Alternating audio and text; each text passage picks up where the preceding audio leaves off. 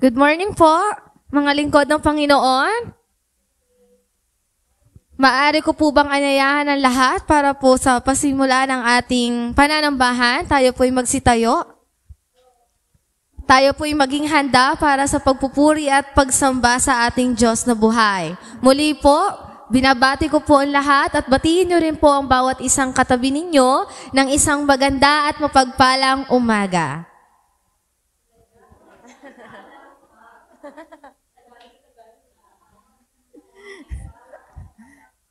Bigyan niyo rin po ang bawat isa ng ngiti bilang pagpapakita na tayo ay masaya dahil tayo ay muling nagkasama-sama sa pagpupuri sa ating Panginoon. Lumipas man ang mga panahon, ang oras, ang mga buwan, ang linggo, tayo pa rin po ay naririto at sama-samang nagbibigay ng papuri at pagsamba sa ating Diyos na buhay. Kaya natutuwa at nalulugod din po ang Panginoon dahil naririto po tayo ngayon sa kanyang bahay-sambahan. Amen po ba?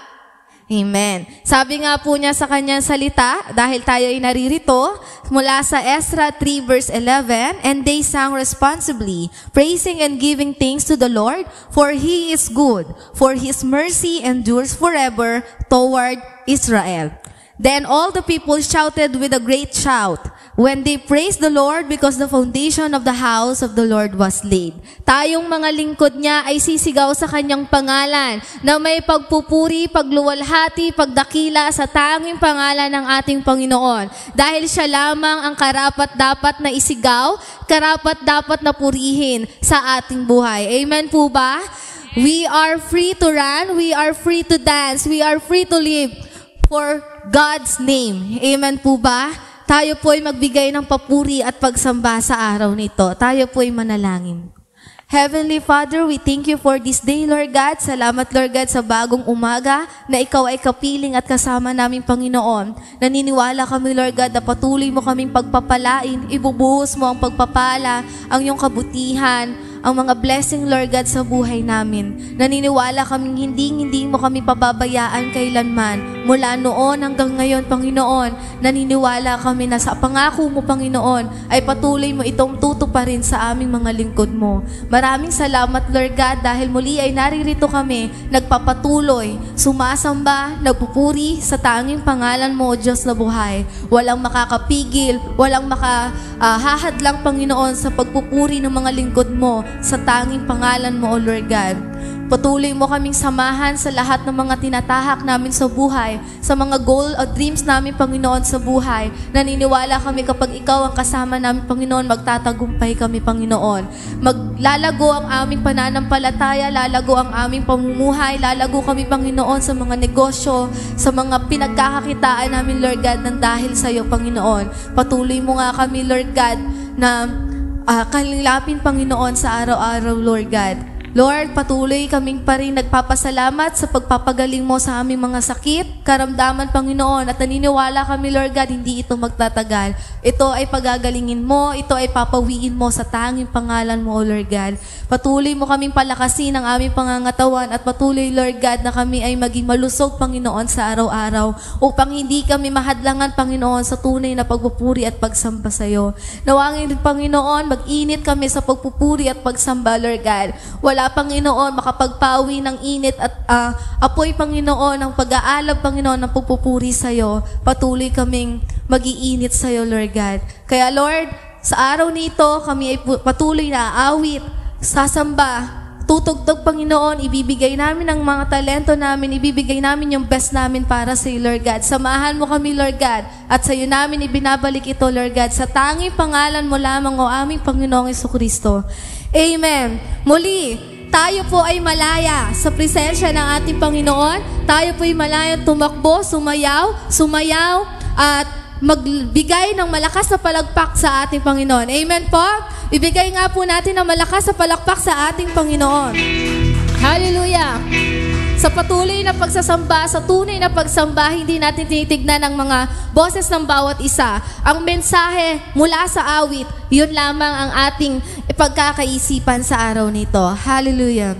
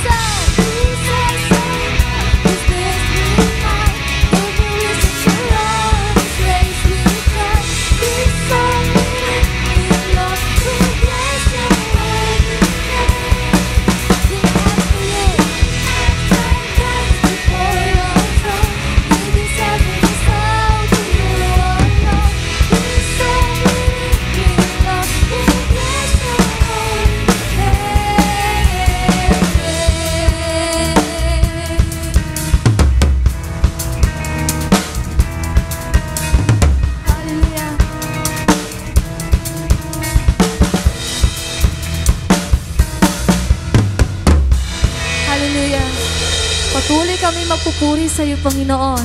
Ipaglalanda ka namin, Panginoon, sa buong mundo na ikaw ang aming tagapagligtas. Hallelujah. We will lift our hands to you, O Lord. And we are grateful. We are very thankful for all you've done, O God. Hallelujah. Our Savior, Redeemer, Redeemer from my day. Almighty, forever, I will never be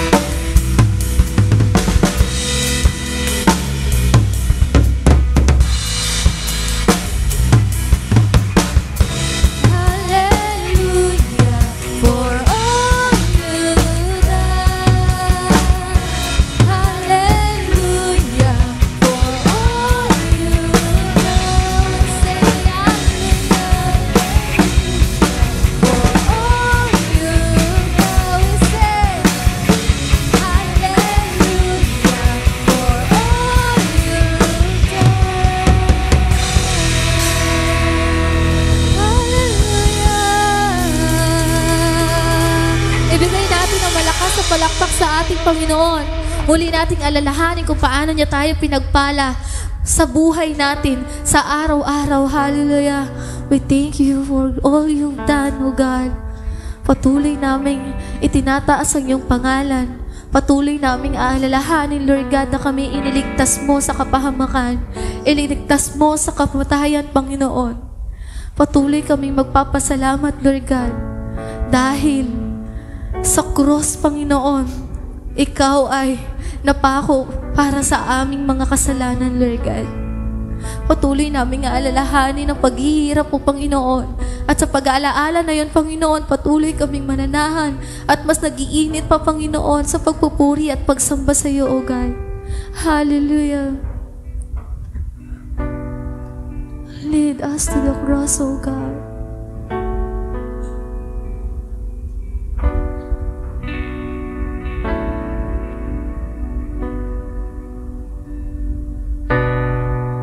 Savior, I come, quiet my soul.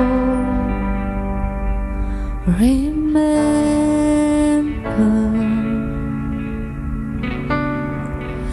redemption's here, where your blood was spilled from a ransom.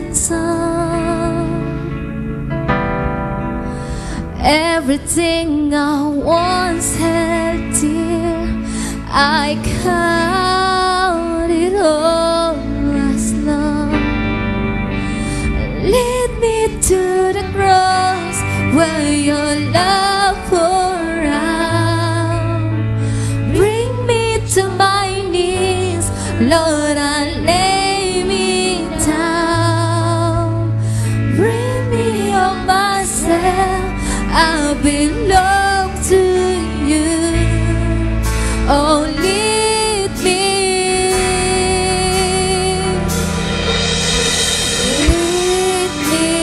to the cross. Hallelujah.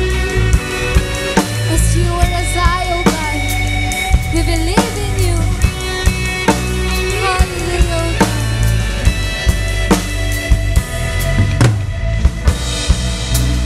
You were as I, tempted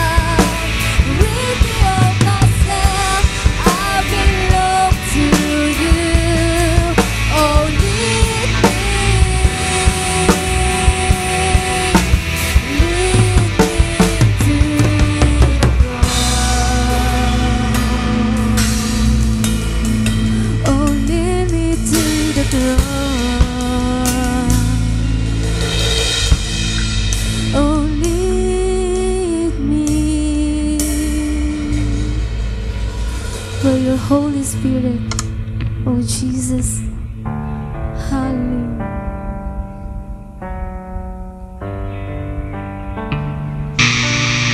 There's nothing you can give us, Panginoon. Ikaw lamang, o Panginoon.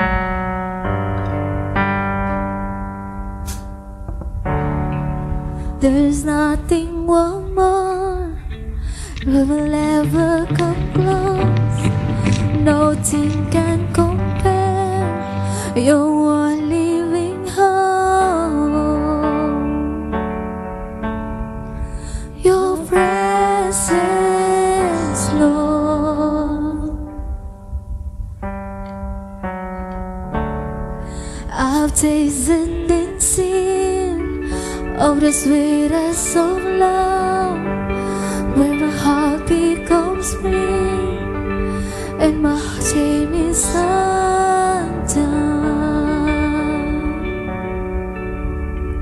Your presence, Lord,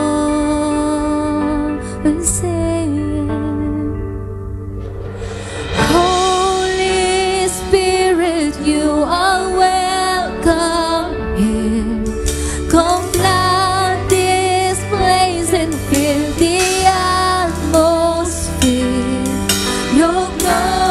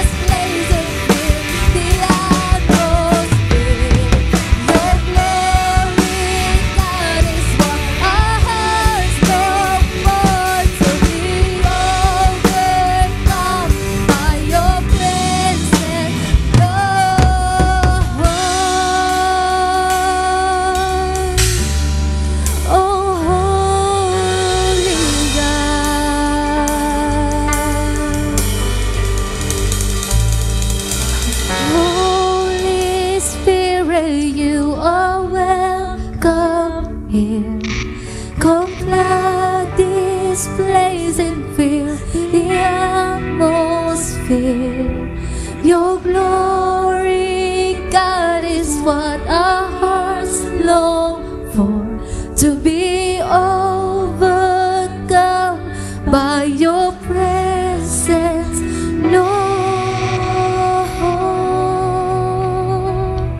Hallelujah. Ibigay po natin ng malakas na palakpak sa ating Panginoon. Oh Holy Spirit, let us fill our heart, let us fill our body, Panginoon. Hallelujah, oh God. Amen and amen. Good morning, everyone. Praise God sa umagang ito na tayo po ay muling nagkasama-sama upang itaas at sambahin ang ating Panginoon. So sa ating pong pagpapatuloy sa ating series na may temang renewal and growth, ito po yung ito po yung bahagi ng ating mga series, no? Ang ating pong series ay pinamagatang Renewal and Growth at narito po yung mga bahagi. So, ito po yung tinalakay natin last Sunday, Renewing Your Mind, base po sa Romans chapter 12, verse 2. At ngayon naman po, we'll be talking about growth through Scriptures. At ang ating text naman ay matatagpuan sa 2 Timothy chapter 3, verse 16 to 17. And then the next Sunday, the role of the Holy Spirit in renewal. And after that, sa fourth Sunday, ay renewed strength in Christ. And then, lastly, we'll be talking about renewing relationship. So ito po yung mga tema sa bawat linggo na tatalakayin natin for this whole month. And I think tatawid pa tayo kasi parang 4 Sundays lang ba ang August? O 5? No? 4. Oh, 4. So 4. No? So tatawid pa tayo ng September. Yan. Okay, so this morning, we'll be talking about growth through Scriptures. No? At we'll be focusing on our text today, 2 Timothy chapter 3, verse 16 to 17. If you have your Bibles with you, samahan niyo po ako, buksan niyo po yung inyong mga Biblia sa 2 Timothy chapter 3, 16 hanggang 17. 2 Timothy 3:16 to 17. I'll be reading sa New International Version and then later on, babasahin ko rin po sa Tagalog. Yan. Sabi po rito, all Scripture is God-breathed and is useful for teaching, rebuking,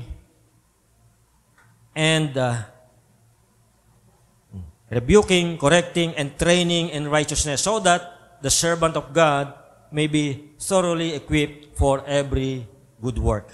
No? So, babasahin ko rin po sa Tagalog, no?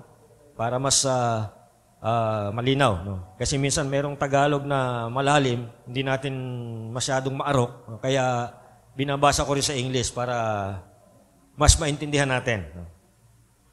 2 Timothy chapter 3, 16 to 17. Sa Tagalog po, ganito po yung pagkakasalin. Sabi rito, lahat ng kasulatay kinasihan ng Diyos at magagamit sa pagtuturo ng katotohanan at pagpapabulaan sa maling aral, sa pagtutuwid, sa likong gawain, at sa pag-akay sa matuwid na pamumuhay. Sa gayon, ang lingkod ng Diyos ay magiging handa sa lahat ng mabubuting gawain. Tayo po ay sandaling manalangin. Dakilang Diyos, pinupuri ka namin, dinadakila sa araw na ito. Salamat po sa bawat isa na naririto ngayon at nawa nga po, kayo po ang siyang maitaas at malulhati sa aming kalagitnaan. Panginoon, batid niyo po ang aming mga kalagayan sa aming pong pagparito.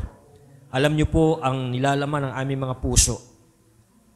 Alam niyo po, Panginoon, yung aming mga pinagdadaanan. Sa umagang ito, Panginoon, hindi po namin sinasantabi ang mga problemang ito. Hindi po namin iniwanan sa bahay dahil pagbalik namin, nandoon pa rin ito.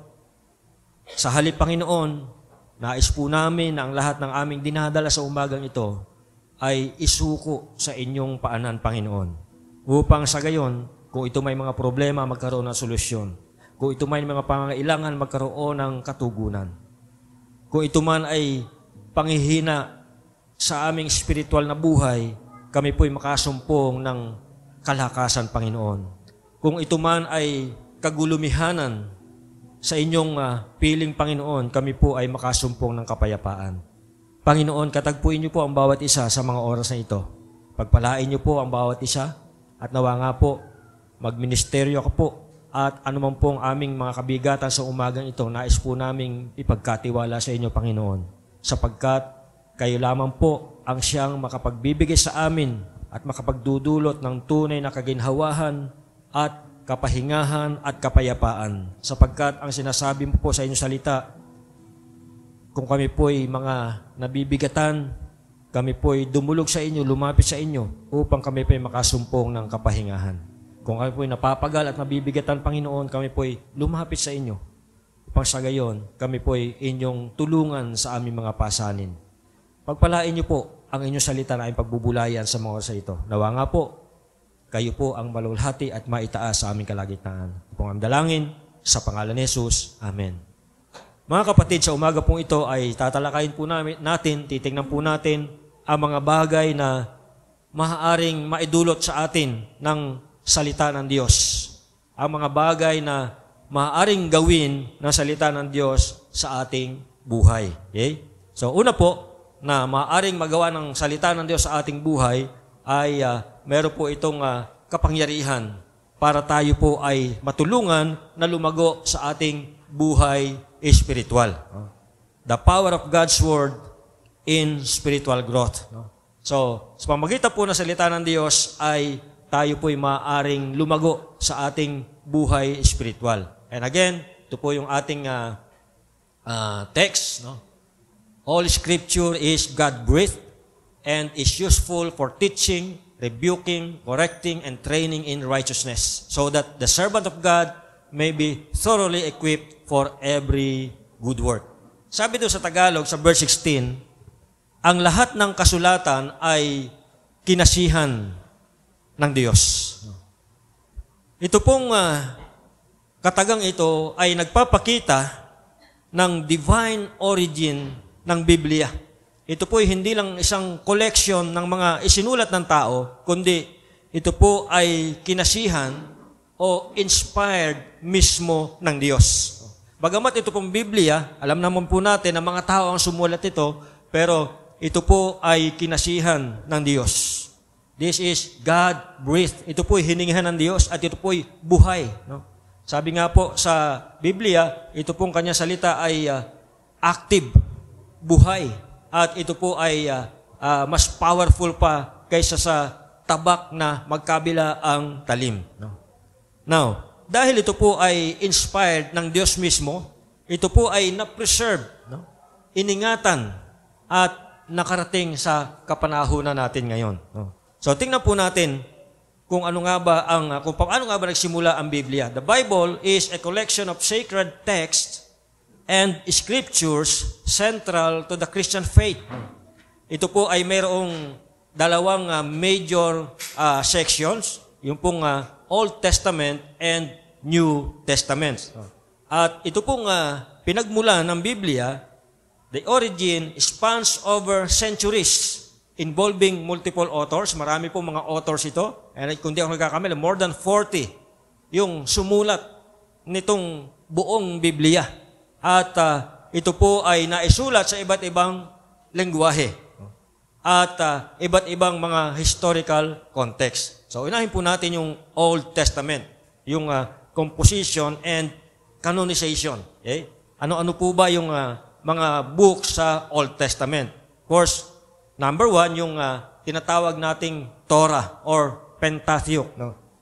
Kaya, Penta, ibig sabihin, 5. So, yung 5 unang books ay tinatawag na Torah or Pentateuch. And traditionally, ang sinasabi pong author nitong mga books na ito ay si Moses. Yung Genesis, Exodus, Leviticus, Numbers, and Deuteronomy. Si Moses po ang author ng 5 unang aklat na yan, tinatawag na Torah. At ito po ay naglalaman, ito pong mga aklat na ito ay naglalaman ng mga, ito po yung kino-cover po dito, yung simula po doon sa Genesis, yung creation, kung paano nalikha ang lahat, ang mundo at ang mga tao. So, nando po yung account of creation. And then, makabasa din po natin dito yung history ng mga sinaunang tao. At nandiyan din po yung history ng mga patriarchs, sina Abraham, Isaac, and Jacob. And andyan din po yung mga kautusan na ibinigay ng Diyos sa Israel sa pamamagitan po ni Moises. Now, pag sinabing law, tatlong klase po yung law na yun na ibinigay sa kanila. Merong ceremonial law, and then yung isa ay civil law and moral laws. Now, kapag binabasa po natin itong Torah, ay hindi po lahat yan ay pwede nating pulutin at sabihin natin na applicable sa atin. No? So, yung mga laws dyan ay hindi sa atin ibinigay. No? Ito po ay ibinigay sa bansang Israel. No? So, ang pwede na lang nating pulutin dyan ay yung mga moral laws. No? Yung civil and ceremonial laws, yung ceremonial laws, nung dumating si Jesus dito, lahat po yun ay finulfill na niya. Kaya hindi na natin kinakailangan gawin. Kaya hindi na tayo, mapapansin nyo, hindi na tayo nag-aalay ng hayop. Kasi si Jesus, inalay niya yung kanyang sarili once and for all. So lahat ng ceremonial laws, finulfill na lahat yun ni Jesus. At hindi na ito applicable sa atin. Yung civil laws, of course, para lang yun sa bansang Israel. And then, yung moral laws, yun po yung may mga applicable pa sa atin. Like for example, yung Ten Commandments, no? Kung babasahin po natin yung New Testament, si Jesus mismo, binabanggit pa rin yung Ten Commandments sa New Testament. And even yung mga apostol, sa kanilang mga sulat, ay binabanggit pa rin nila itong ilan sa mga Ten Commandments. No? And then, next is yung historical books. No? Nandiyan po yung Joshua, Judges, Ruth, 1st and 2nd Samuel, 1st and 2nd Kings, 1st and 2nd Chronicles, Ezra, Nehemiah, and Esther. Ang nilalaman po ng mga books na yan ay kinukwento po diyan yung history ng Israel mula po doon sa kanilang pagsakop doon sa bayang ipinangako ng Diyos sa kanila, yung Kanaan. No? Ito po yung conquest. No? Makikita po natin sa Joshua kung paano nila sinakop yung bayang pinangako ng Diyos sa kanila. And then, simula po doon sa conquest hanggang doon sa captivity. Kasi sila po ay nasakop o naging bihag, na exile po sila sa Babylon. At ito po kino-cover dito hanggang sa sila muling makabalik sa kanilang bayan. So from conquest to the Babylonian exile and then the return from captivity. So yun po yung tinatalakay diyan sa historical books. And then meron pong wisdom literature. Sa wisdom literature, nandiyan po yung Job, Psalms, Proverbs, Ecclesiastes, Song of Solomon or Song of Songs. Yan naman po, kasama po dyan yung mga poetry, mga awit, mga wise sayings, and mga philosophical reflections. Ayun po yung mga nilalaman ng mga aklat na yan. And then number 4, yung po yung tinatawag na prophetic books. Itong prophetic books, hinati pa ito sa dalawang bahagi. Yung major prophets and minor prophets. So yan po yung mga books sa major prophets and minor prophets. Ito namang mga books na ito, it contains the writings and prophecies of the prophets. Of course, ito po yung mga sinabi ng mga propeta. So, pamagitan po ng mga propeta ay pinadadala o sinasabi ng Diyos yung kanyang mensahe sa Israel. So, pamagitan po ng mga propetang ito. And even yung kanilang mga karatig na bansa ay kasama sa mga prophetic messages na ito na binibigay ng Diyos sa pamagitan ng kanyang mga propeta. Now, itong Old Testament, primarily, ito po ay isinulat sa Hebrew. And merong ilang portions dito na isinulat sa Aramaic, katulad po ng Daniel and Ezra. Ang Daniel at Ezra, merong ilang parts diyan na Aramaic. No? So, Hebrew and Aramaic. Ito pong Old Testament ay nabuo noong 1st century AD. At nagkaroon po sila ng unang books na tinatawag nilang Septuagint. So mamaya, madadaanan po natin yan. So tingnan naman natin yung New Testament, yung composition at canonization ng New Testament. Sa New Testament naman po, meron tayong tinatawag na Gospels, yung first 4 books. No? Yung Matthew, Mark, Luke, and John, yan po yung tinatawag na Gospels. No? Ito naman po ang naglalaman ng mga patungkol po sa buhay, sa mga katuruan, kamatayan at muling pagkabuhay ng ating Panginoon Kristo. So iba't iba po yung author, iisa lang po yung kanilang istorya, pero iba't ibang angle. Tinignan po na iba't iba po yung kanilang tawag dito, yung sides of the story. No? So bagamat iisa yung istorya, may mga minor differences sila, may mga accounts na hindi included sa ibang book, no? At meron naman na accounts na wala doon sa kabilang book. Pero ito pong lahat ay tumatalakay sa mga katuruan ng Panginoon Kristo maging sa kanyang kamatayan at muling pagkabuhay. And then, there is this Acts of the Apostles. Of course, yung author po ng mga Gospels na yan, ay andyan na po, nakasulat. Sila po yun, si Matthew, Mark, Luke, and John. Ito mga Acts of the Apostles ay isinulat ito ni Luke. No? Si Luke din po ang nagsulat nito. At dito naman, dinidetalye yung history ng early Christian church at kung paano lumaganap ang mabuting balita pagkatapos ng Panginoon Kristo ay umakyat sa langit. And then, merong mga epistles o mga letters. So tayo po ay nakikibasa lang ng sulat ni Pablo sa mga Romans, Corinthians, Galatians, and then merong mga general epistles gaya ng Hebrew, James, 1st and 2nd Peter, 1st, 2nd and 3rd John, and Jude. Then lastly, yung apocalyptic literature or the book of Revelation. Ito namang book of Revelation, of course, yung mga epistles, ang laman po nun ay mga instructions, encouragement, and doctrinal teachings doon po sa early Christian churches. Sa book of Revelation naman, it contains visions and prophecies concerning the end times. End times po ang pinag-uusapan dito. Kaya, at maging yung muling pagbabalik ng Panginoon Kristo. So kaya kung may mga iba na kapag binabasa itong Revelation ay natatakot sila. Pero hindi po tayo dapat matakot kung tayo po ay nakatitiyak sa ating katayuan at sa ating relasyon sa Panginoon. Ito po yung mga mangyayari sa future events. Yung end time events at yung muling pagbabalik ng Panginoon Kristo, dito po tinatalakay sa Book of Revelation. Ang New Testament naman po ay isinulat sa Greek. Kung kanina yung Old Testament ay Hebrew, ang New Testament naman ay sa Greek kasi ito po yung pangunahing language o yung common language during that time doon po sa Eastern Mediterranean. Noong pong binubuo itong New Testament. So the New Testament canon was largely settled by the 4th century AD. Ang criteria po sa pagbuo nito, kasama po dyan yung apostolic authorship. So dapat po, kagaya na nakita natin, yung mga author po doon ay mga apostol.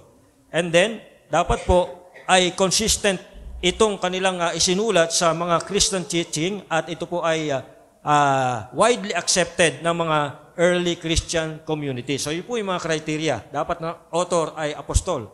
Pangalawa, dapat yung kanilang itinuturo ay may kinalaman sa mga Christian teaching at ito po ay tanggap ng mga Christian communities during that time.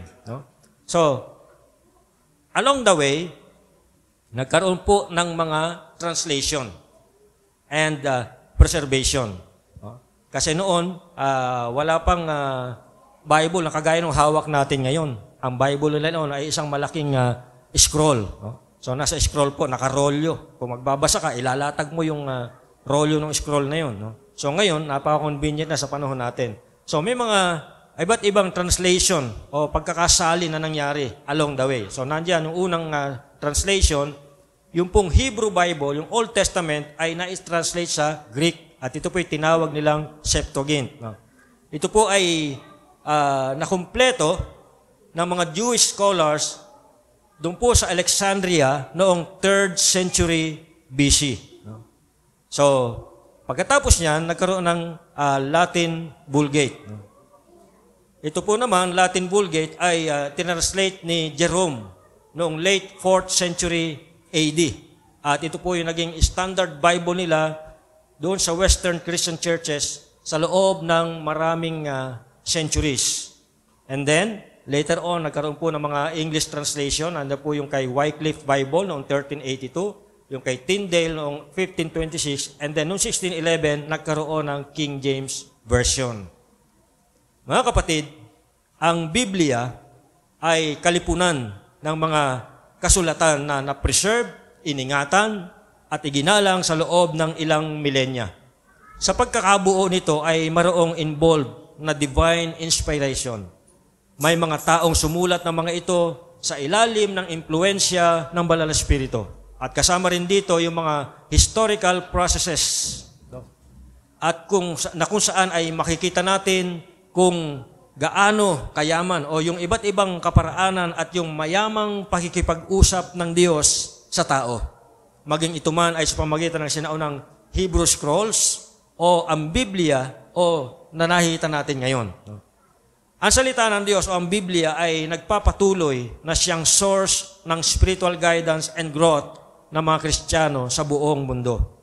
Ang mga layunin ng mga kasulatan na ito ay inisa-isa sa mga talatang ito, gaya ng pagtuturo ng katotohanan, sa pagsaway sa kamalian, sa pagtutuwid sa likong gawain, at sa pagsasanay para sa matuwid na pamumuhay. At ang layunin po nito, sabi dito, upang ang lingkod ng Diyos ay maging ganap at handa sa lahat ng mabubuting gawain. Pinapakita po dito yung mahalagang papel na ginagampanan ng Biblia sa spiritual development ng bawat mananampalataya. Dito po sa text na binasa natin kanina, do sa ating passage, yung 2 Timothy 3:16 to 17, pinapakita po rito yung napaka-importanteng role ng Bible sa buhay ng bawat Kristiyano para sa ating spiritual development. Baka mapasayaw ako dito niyan. Tingnan na lang po natin yung isang binhi na itinanim sa matabang lupa. No? Kung paanong ang binhi ay kumukuha ng nutrients sa lupa upang umusbong, lumago at mamunga, in the same way, tayo po mga Kristiyano ay maaaring makakuha ng spiritual nutrients mula sa salita ng Diyos. Alam niyo po, kung walang salita ng Diyos sa ating buhay, tayo po ay mababansot spiritually. Para po tayo mga bonsai. Kapag walang salita ng Diyos sa ating buhay Kristiyano, tayo po ay magiging mga spiritual bonsai. Mga bansot. Hindi tayo lalago. Hindi tayo mamumunga. Kaya mga kapatid, mag-reflect po tayo sa ating personal spiritual journey. Paano ba ang Biblia ay gumagabay, nagko-correct at nag-i-encourage sa atin? Kilalanin po natin at pasalamatan natin kung paano ang salita ng Diyos ay nagiging source ng ating kalakasan at direksyon sa ating buhay spiritual. Point number 2, studying and applying the Bible in everyday life. Studying and applying the Bible in everyday life. No? So take note, every day. Hindi every Sunday. Hindi every month. Hindi every year. Kayo po ba kung kumain? Every week o every day? Diba? 3 times a day pa nga tayo kumain. Minsan, nagiging 6 times pa kasi may merienda, may snack sa umaga, may snack sa hapon, minsan may midnight snacks pa. No? So kaya, nagiging 6 times pa tuloy. No? So, subukan kaya natin na huwag kumain ng 1 week. Kaya niyo ba? Ayon sa pag-aaral, ang tao raw ay maaaring tumagal ng kahit hanggang 40 days na walang pagkain. Basta may tubig lang. So, depende sa ating pangangatawan. No? So, pero merong mga tao, kinakaya nila. Walang pagkain. No? Basta meron lang tubig. No? Pero kung wala kang tubig, hindi ka tatagal ng ilang araw. No? So, sa ating pong buhay, dapat po, araw-araw din nating pinapakain ang ating espiritu. Sabi sa Psalms 1:2-3, "But those who delight in the law of the Lord and who meditates on His law day and night, that person is like a tree planted by streams of water, which yields its fruit in season, and whose leaf does not wither. Whatever they do prospers." Gusto niyo ba na ang bawat gawin natin ay magtagumpay? Gusto na ba na palaging sariwa, na hindi nalalanta ang ating mga dahon at laging mabunga? Then, ang sagot po riyan ay magbabad tayo sa salita ng Diyos. No? Sabi riyan, ang nagagalak sa salita ng Diyos, sa kautusan ng Diyos, at nagbubulay sa kanyang mga kautusan araw at gabi, ang taong ito ay katulad ng isang puno na itinanim sa batisan. Kapag ang isang puno ay nakatanim sa batisan, tuloy-tuloy ang tubig. Kaya naman sabi riyan, ang kanyang mga dahon ay hindi nalalanta. Dahil tuloy-tuloy ang tubig. Tuloy-tuloy ang pasok ng tubig at nutrients sa puno. Tingnan nyo yung katabi nyo, baka lanta na. Psalm 1:2-3, pinapakita po dyan, nilalarawan po dyan ng isang taong nagagalak at pinagpapala ng Panginoon na kung saan ang kanyang kasiyahan ay sumunod sa kautusan ni Yahweh. Binubulay niya ito araw at gabi. Ang taong ito ay katulad ng punong kahoy sa tabi ng batisan, laging sariwa ang dahon at namumunga sa takdang panahon. Ano man ang kanyang gawin, siya ay nagtatagumpay. Mga kapatid, ang palagiang pag-aaral at pagbubulay ng salita ng Diyos ay nagre-resulta sa isang matatag at mabungang buhay Kristiyano. Hindi lang basta pagbabasa, kundi para kang kumakain na ninanamnam mo yung iyong kinakain bago mo ito lunukin. Iba, lalo na pag masarap yung ulam, no? Ninanamnam natin, hindi lang basta subo ka lang at lunok. No? Iba, nginunguya natin at ninanamnam natin. Pero pag paulit-ulit yung ulam, sige, lunok na lang ng lunok. Pero pag masarap ang ulam, talagang feel natin, ninanamnam natin bago natin lunukin. Ganon din po yung pagbabasa at pag-aaral ng salita ng Diyos. Dapat ninanamnam natin, ini-internalize natin, mini-meditate natin ang salita ng Diyos para ito'y mas maging makabuluhan at maging mabunga sa ating buhay. At ang resulta po nito, sabi po doon sa talatang yan, ang dahon natin ay laging sariwa because we are blessed beyond measure. Ikaw ay mamumunga at anuman ang iyong gawin ay magtatagumpay. Yan po ang inilalarawan sa taong nagbababad sa salita ng Diyos. Yan po yung picture ng isang tao na nag-aaral, nagbabasa, nagbubulay ng salita ng Diyos. Nakatulad siya ng isang puno na hindi nalalanta ang mga dahon, namumunga sa takdang panahon, at ang lahat ng kanyang gawin ay nagtatagumpay. Isipin po natin yung training ng pinagdadaanan ng isang athlete. No? Dahil sa pagkapanalo ni Carlos Yulo, marami na ang gustong maging athlete. No? Imagine, ilang milyon. No? Yung kanyang naging rewards. No? Dahil sa kanyang pagkapanalo ng 2 ginto. No? So, isipin po natin yung kanyang training. Yung pinagdaanan niyang training. Ilang taon pa lang po siya nagsimula mag-train. No? Bata pa siya, nagtitraining na siya. No? Akala natin, kailan lang siya nagsimula mag-training. No? Bago siya nakasali sa Olympic, ilang taon na po siyang nagtitraining. No? So, tingnan po natin, isipin po natin yung training na pinagdadaanan ng isang athlete. Matinding training po, araw-araw. Araw-araw na pagdidisiplina sa sarili. At syempre, tamang nutrisyon para lumakas at maabot niya yung kanyang peak performance. Similarly, yung pong ating spiritual fitness, it requires daily engagement with God's Word. Katulad po ng mga athlete na kinakailangan niya mag-training araw-araw, kung nais po nating lumakas at maging spiritually fit, dapat po araw-araw din tayo sa salita ng Diyos. Kung paano po mga athlete nagtitraining araw-araw, dinidisiplina nila ng kanilang sarili para maabot yung kanang goal na gold medal. So mga kapatid, as an application, mag-create po tayo. Kung wala pa tayong daily Bible reading plan, mag-create po tayo o mag-download tayo. Marami pong, kagaya nung sinasabi ko last Sunday, marami pong Bible reading guide online na pwede nating gawing pattern o sundan. No? So pwede po ninyong i-download yan. No?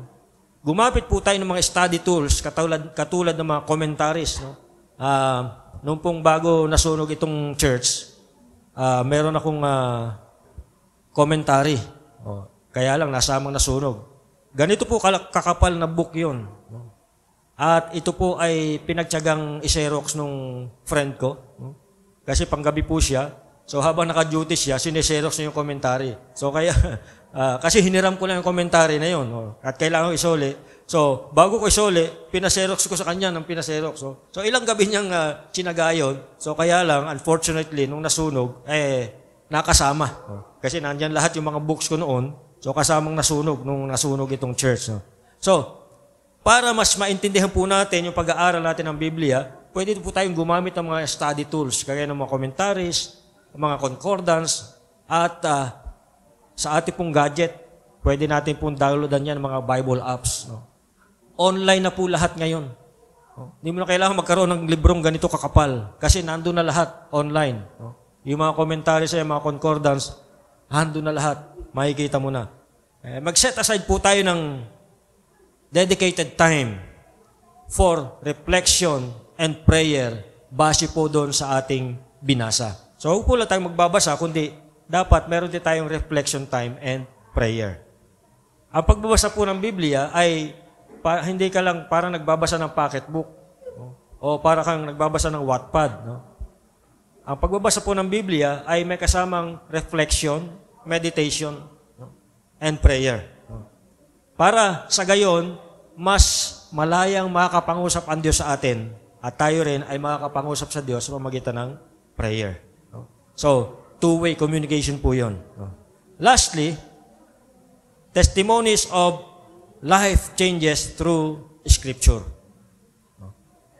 I believe, tayo po, karamihan sa atin, bago po tayo nakakilala sa Panginoon, ay merong ginamit ang Diyos na mga Bible verses na nag-strike sa atin, na nangusap sa atin.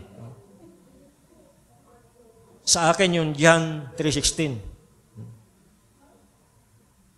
Kasi yung four spiritual laws, law 1, God loves you and has a wonderful plan for your life.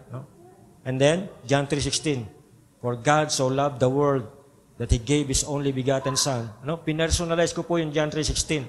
For God so loved me that He gave His only Son for me, so that if I believe in Him, I will not perish, but I will have eternal life. And then later on po, yung naging life verse ko, yung Galatians 2:20. I am crucified with Christ. I no longer live, but Christ lives in me. The life I live in the body for... Basta yun. Galatians 2:20. Tingnan nyo na lang sa mga Bible nyo. Basta yun na yun. So, ito po mga babanggitin kong mga istorya. Una po, si John. Hindi po si John the Baptist, hindi si John the Beloved, si John lang ito. Hindi si John Asas. Ibang John ito. Ang kwento po ni John, ang struggle po niya ay addiction. Sa mahabang panahon, siya po ay nalulong sa masamang bisyo. Na addict po siya. At feeling niya, wala na siyang pag-asa. Feeling niya, ang buhay niya ay pariwara na habang panahon. Wala na siyang pag-asa until such time, naka-encounter siya ng mga talata sa Biblia na nangungusap patungkol sa pag-ibig at pagtubos ng Diyos. Sa pamagitan po ng regular na pagbabasa at pagbubulay sa salita ng Diyos, particularly yung mga verses kagaya ng 1 Corinthians 10:13 na sinasabi po roon na walang binibigay ng Diyos sa pagsubok na hindi natin kaya. And yung Philippians 4:13, I can do all things through Christ who gives me strength. Sa pamagitan po ng regular na pagbabasa niya ng Biblia at particular itong mga talatang ito, siya po ay nakasumpong ng kalakasan para ma-overcome yung kanyang addiction. Sa madali salita, na pagtagumpayan po niya yung kanyang addiction at siya po ngayon ay namumuhay na ng isang matino at mapayapang buhay sa piling ng Panginoon o sa tulong at biyaya ng Panginoon. Wala pa siya sa piling ng Panginoon. Pangalawa, si Sarah. Si Sarah naman, ang kanyang problema ay severe anxiety and depression. Ito po yung problema ng mga maraming kabataan ngayon, lalo na nung nag-pandemic. Dahil siguro hindi nakakalabas, di nasisikatan ng araw. Baka yung iba, kailangan lang magpa-araw. Alam nyo, kapag hindi tayo nasisikatan ng araw, masyadong mood natin. Nagiging bugnutin tayo, nagiging sumpungin tayo. Wala tayo sa mood. Kaya, from time to time, kailangan din nating masikatin ng araw. So, kaya nga sabi ng iba, itong mga nakakaranas ng severe anxiety and depression, baka kailangan lang magpa-araw.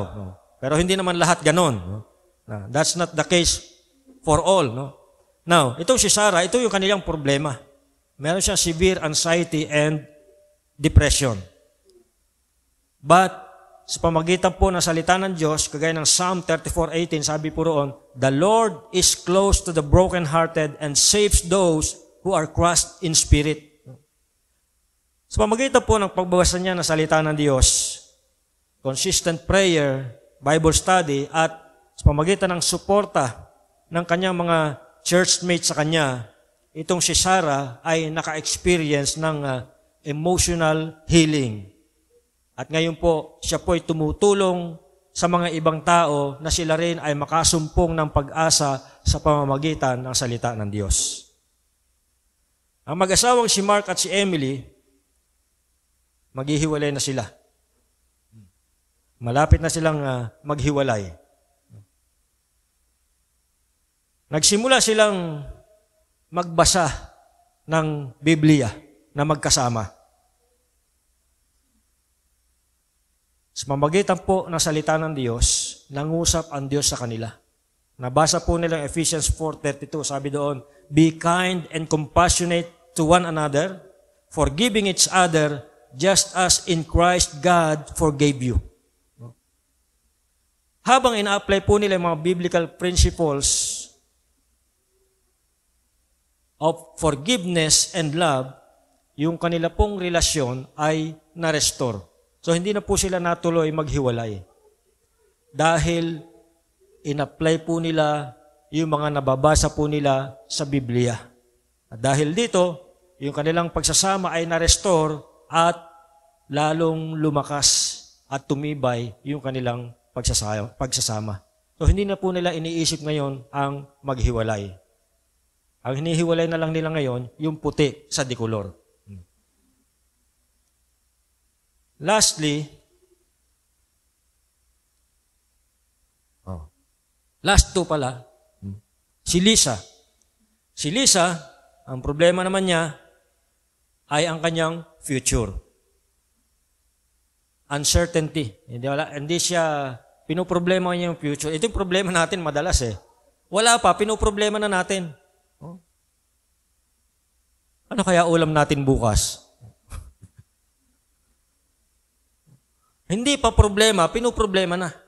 So parang si Lisa, hindi pa niya dapat problemahin, pinoproblema na niya. Pinoproblema niya yung kanyang future. So parang feeling niya, she is lost and uncertain sa kanyang future. Now, during Bible study, na-inspire siya doon sa sinabi sa Jeremiah 29:11. Marami sa atin, kabisado itong verse na ito.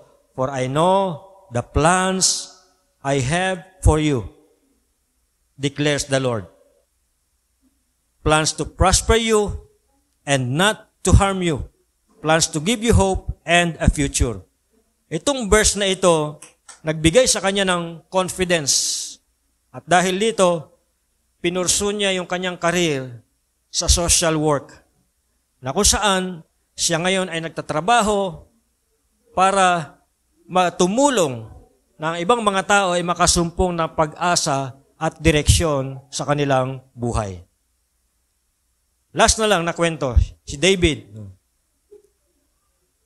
David, katulad ng maraming mga Kristiyano, ang tawag sa kanya ay isang nominal Christian. Yung mga Kristiyano na nasabi lang Kristiyano. Yung mga Kristiyano na petex-petex lang ba? Si David, katulad ng maraming Kristiyano, bibihira siyang magbuklat ng Biblia. Yung Biblia nga niya, bagong-bago pa. Hindi man lang, wala man lang gasgas, no? Halatang hindi nabubuklat. No? Ano ba itsura ng mga Bible nyo? Baka mga bago pa yan, no? Sign yan na hindi nabubuklat. No? So si David, bibihira siyang magbasa ng Biblia. Now, one time, pagkatapos siyang umattend ng small group, doon sa small group na emphasize yung 1 o 2 Timothy 3:16-17, yung ating text ngayon. No? Na-emphasize doon yung daily scripture reading and meditation. At dahil dito, ay naka-experience siya ng deep spiritual awakening. Nagising siya. No? Nagkaroon siya ng spiritual revival. No? At dahil dito, ito ay nakatulong sa kanya na maintindihan ang kahalagahan ng salita ng Diyos sa kanyang buhay. Dahil dito, ang kanyang buhay ngayon ay isa ng masigla at lumalagong buhay Kristiyano. Hindi kagaya dati na walang pakialam. Hindi kagaya dati na simba uwi lang. No? Simba lang, uwi na. No? Walang pakialam. Hindi nagbubuklat ng Biblia. Ngayon, araw-araw siyang nagbababad sa salita ng Diyos. Imagine natin ang isang caterpillar na nagtatransform into a beautiful butterfly. Ang tawag po dyan sa prosesong yan ay metamorphosis.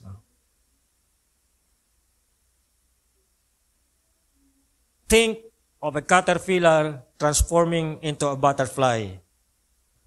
The metamorphosis is a dramatic and beautiful process symbolizing the life-changing power of God's Word in our lives.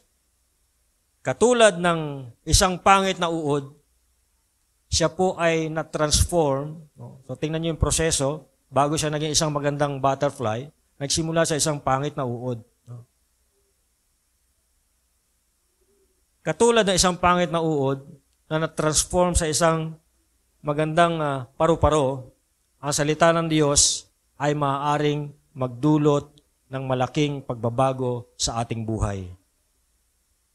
Kung tayo man ngayon ay pangit na uod, later on, pamagitan ng pagbababad sa salita ng Diyos, tayo po ay babaguhin ito hanggang sa tayo po ay maging katulad ng isang magandang paru-paro. Ang end result po nito, ang ating mga pag-uugali, ang ating mga gawi, ang ating mga kaisipan, ay magiging katulad ng kay Kristo. Sa madalit salita, tayo po ay magiging katulad ni Kristo. Let us reflect on moments na kung saan ang banal na kasulatan ay nagdala sa atin ng kaliwanagan, nagdulot sa atin ng comfort or conviction. Maganda po na isulat natin itong mga experiences na ito at i-share natin sa iba. So that ang iba naman ay ma-encourage din at ma-inspire.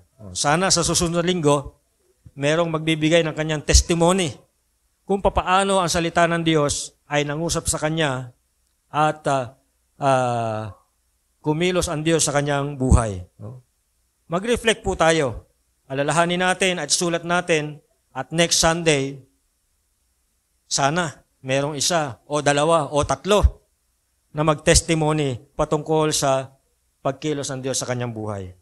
Mga kapatid, as we close today, tandaan po natin, let us remember the incredible gift we have in the Bible. Ito po'y buhay na salita ng Diyos. Ito po'y makapangyarihan, ito'y nakakapagpabago, ito po'y gumagabay sa atin patungo sa spiritual maturity. So let us commit to studying and applying it diligently. Hayaan po natin na hubugin tayo nito hanggang sa tayo po ay maging isang tao na namumuhay ayon sa pagkatawag ng Diyos sa atin. Tayo po ay manalangin. Heavenly Father, we thank you for the gift of your word. Help us to engage with it deeply. Buksan niyo po ang aming mga puso at kaisipan patungkol sa inyong mga katuruan sa pamamagitan ng inyong salita. At hayaan niyo po ng aming buhay ay mabago. Nawa po, Panginoon, lalo po kaming mapalapit sa iyo sa bawat araw na kami po ay nag-spend ng time sa inyong salita. Sa pamamagitan po ng kapangyarihan ng inyong salita, kami po ay lalong lumago, lumalim sa aming buhay Kristiyano, at kami po ay lalong mapalapit sa inyo. Kung ang dalangin sa pangalan ni Jesus. Amen. Mga kapatid, let us all commit this week to spending more time in God's Word. At i-share po natin yung ating experience next Sunday, no, sa ating testimony time. No, para naman ma-encourage din yung iba sa kanya-kanyang journey ng ating spiritual growth sa pamamagitan po ng pagbabasa, pag-aaral ng salita ng Diyos. God bless you all. Salamat po, Pastor Rafi, sa napakagandang message ngayong araw nito. And welcome po ang bawat isa sa atin sa araw nito. At tayo po ay dadako na sa ating pagkakaloob.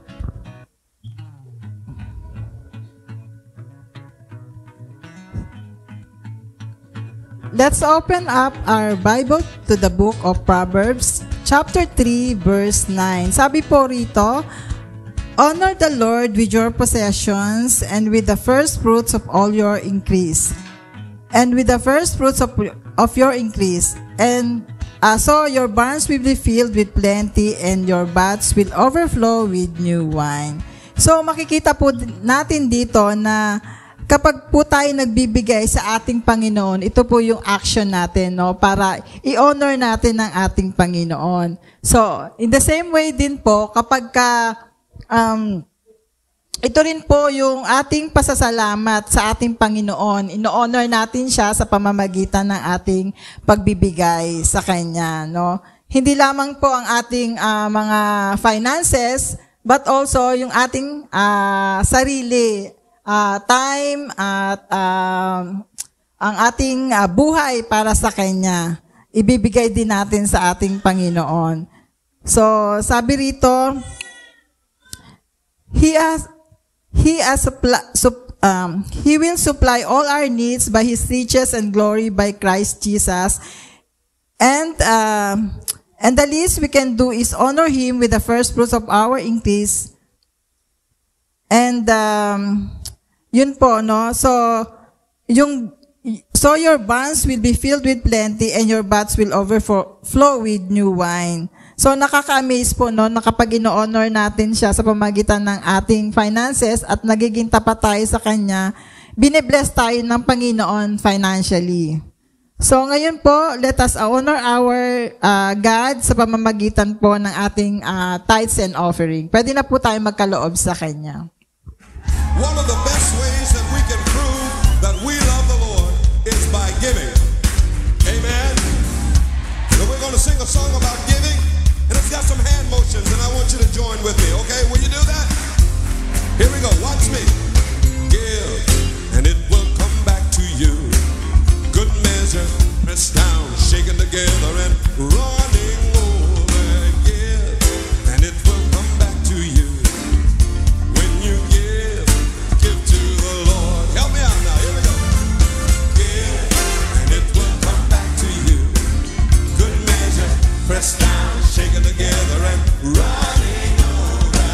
Give, and it will come back to you. When you give to the Lord. Give in love, give in faith, give with joy, and a smile on your face. Give as the Lord has given to you. How you give is a reflection.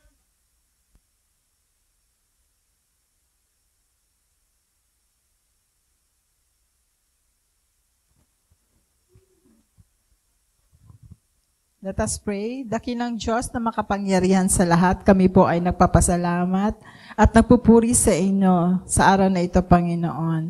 Salamat po sa aming mga ikapo, sa aming tithes and offering, God. alam po namin na ito yung action namin sa aming pagbibigay upang i-honor ka, Panginoon, sa aming buhay. Ito rin yung aming way, Lord, ng pasasalamat, Panginoon. Salamat po sa kabutihan mo na sa araw-araw, Panginoon. Patuloy niyong isinusupply ang aming lahat ng pangangailangan. Lord, salamat din po sa kalakasan na patuloy niyo ipinagkakaloob sa amin, Lord. Salamat sa kabutihan mo, Lord, na ikaw ang aming Diyos na makapangyarihan sa lahat, na tumutugon sa lahat ng aming pangangailangan. And we honor you for that, Panginoon. And we continue to pray, Panginoon, na i-bless mo po ang bawat isa na nagkaloob, O God, maging ang aming mga finances, ang aming mga kinabubuhay, Panginoon, ang aming mga trabaho, O God. Anumang mga sources of income namin, Lord, continue to bless this, O Lord, upang mag-overflow ito sa aming buhay at ma-share din namin sa aming church. Ganun din sa aming mga kapwa, Panginoon, na nangangailangan. Lord, salamat po sa kabutihan mo at sa pag-ibig mo. Salamat sa buhay na walang hanggan na patuloy mo yung ipinagkakaloob sa bawat isa. And we honor you for this, O God, sa aming buhay. Salamat po. Ito po ang aming samot dalangin sa pangalan ni Jesus. Amen. Okay, pwede na po tayong makaupo. So, good morning everyone at good morning sa bawat isa. And patuloy kong wini-welcome po kayong lahat, no? Most especially ang mga first timer. So, welcome sa Napico Christian Alliance Fellowship. Na-bless po ba kayo? Okay, so amen. So, ngayon ay pinasasalamatan ko po ang mga lingkod na ginamit ng ating Panginoon sa call to worship. Ganon din, siya rin po ang nag-song leader sa araw na ito, si Monica Fernandez. Salamat din sa kanyang backup, si Sister Leisha Galito, si Sister Jenny Taton, ganon din si Pastor Rafi Malang. So, sa guitarist naman, si Joseph, sa bass, si Jermaine, at sa keyboard, si LJ.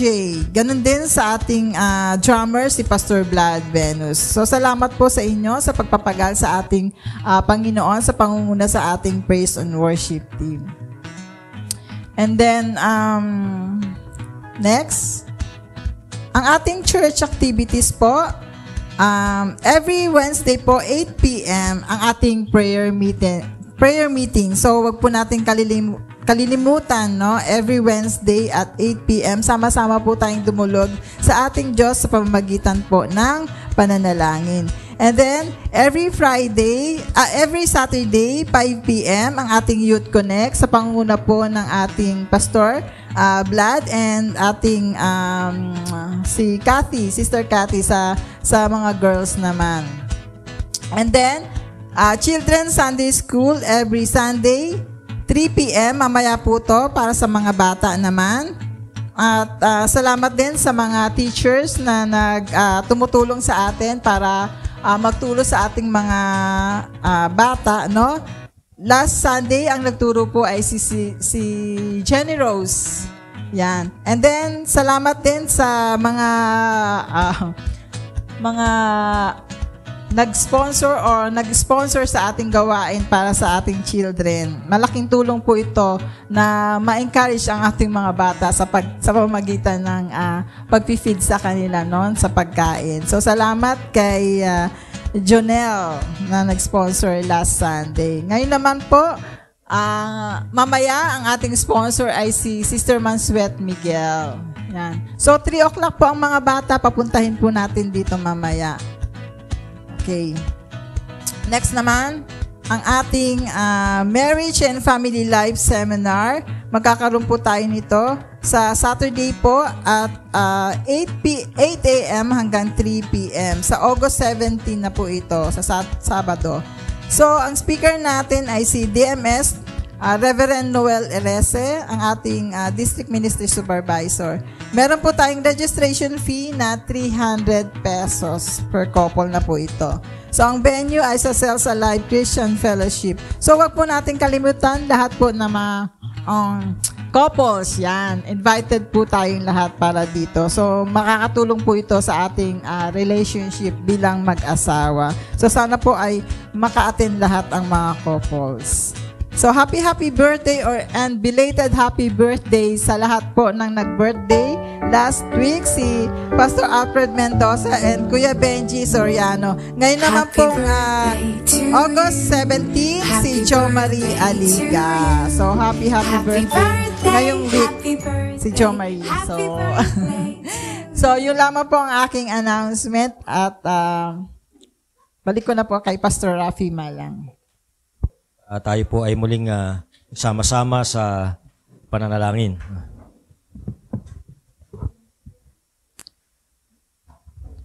Pinupuri ka namin, Panginoon, sa araw na ito na kami po ay binigyan nyo ng kalakasan, kasiglahan upang kami po ay makaparito at sambahin ka sa Espiritu at sa katotohanan. Salamat po, Panginoon, sa lahat po ng ginawa po ninyo sa aming mga buhay sa araw na ito. At patuloy po na kami dumudulog sa inyo at pinagkakatiwala po, Panginoon, ang lahat ng pangangailangan ng bawat isa. Ang lahat po ng mga bagay na nagpapabigat sa aming damdamin, Panginoon. Lahat po ng mga bagay na iniisip namin, pinoproblema namin. Lahat po ng ito ay isinusuko namin sa inyo sa mga oras na ito. Sa pag-alis po namin sa lugar na ito, ang aming dadalhin pag-uwi ay ang inyong kapayapaan, ang inyong provision, at ang inyong katugunan at solusyon sa mga problema na kinakaharap namin, Panginoon. Patuloy pong umaasa po kami sa inyo at naninigluhod, Panginoon, na bigyan niyo po kami ng kalakasan na sa bawat araw ng aming buhay, Panginoon, kami po ay maging matagumpay sa lahat po ng mga kakaharapin naming pagsubok, mga tukso, Panginoon. Bigyan niyo po kami ng lakas ng lahat ng ito ay tanggihan at pagtagumpayan, Panginoon. Lalong-lalo na po ang mga atake ng dyablo, Panginoon, na nagnanais na kami po ay sirain, nagnanais na kami po ay ilayo sa inyo. Sa pangalan ni Jesus, ang lahat ng ito ay aming sinasaway at aming inaangkin, Panginoon, ang katagumpuyan na nagmumula sa inyo. Pagpalain niyo po, Panginoon, ang bawat isa na naririto. Pagpalain niyo po, Panginoon, mga kapatid po namin na hindi namin nakasama sa pananambahang ito. Nawa nga po, Panginoon, sa susunod na linggo ay makaparito po sila at makasama po namin sila, Panginoon, upang sila rin po ay maranasan ang inyong presensya, maramdaman ang inyong mga yakap, Panginoon, at matugunan ang lahat ng kanilang pangangailangan. Pagpalain niyo po, Panginoon, yung mga kapatid po namin na wala rito, nawa sa susunod na linggo ay makapiling na po namin sila, Panginoon. At tinataas din po namin sa inyo, Panginoon, mga kapatid po namin na may mga karamdaman, tulungan niyo po sila, Panginoon, sa mga medications, sa mga treatments sa kanilang pinagdadaanan, Panginoon. Nawa ito po ay makatulong ng malaki sa kanilang karamdaman, Panginoon. At higit sa lahat ay dulutan niyo po sila ng kaginhawahan, Panginoon, sa kanilang physical body. Dalayan ko, Panginoon, na abutin niyo po sila ng inyong mapagpalang kamay, hipuin niyo po sila, at nawa, Panginoon, ay maramdaman po nila ang inyong kapangyarihan sa kanilang buhay, Panginoon. Maramdaman po nila ang inyong yakap, Panginoon. I-comfort niyo po, Panginoon, yung mga kapatid po namin na dumaranas na mga pagsubok, mahigpit na pagsubok, dumaranas sa mga depression, Panginoon. Dalayan ko, Panginoon, samahan niyo po sila at nawa maramdaman po nila yung presensya sa kanilang buhay at sila po ay magkaroon ng comfort sa kanilang buhay, Panginoon. Salamat po, pinupuri ka namin at ikaw po ang aming tinataas sa pananambahang ito, Panginoon.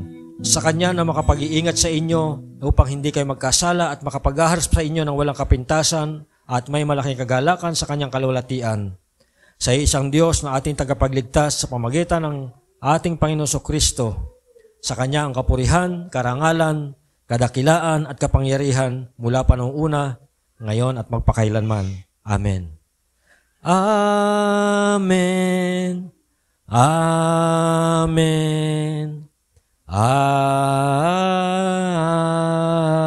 Amen. God bless you all. Tayo po ay magbatian sa isa't isa.